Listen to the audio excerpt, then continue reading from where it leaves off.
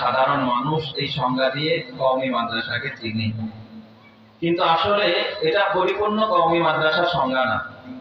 কওমি মাদ্রাসার পরিপূর্ণ সংজ্ঞা হলো কওমের দ্বীনি যত তাকাজা আছে, দ্বীনি যত চাহিদা আছে সবগুলো পুরা করে যেই মাদ্রাসা, তার নামই হলো কওমি মাদ্রাসা।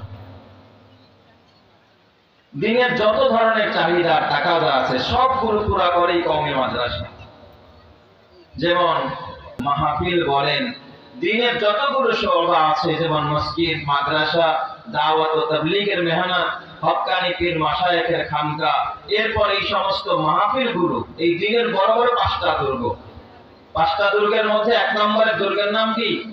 মসজিদ। দুই নম্বরের দুর্গের নাম মাদ্রাসা।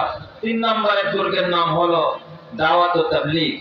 চার নম্বরের দুর্গের নাম হলো হক্কানি পীর মাশায়েখের খানকা।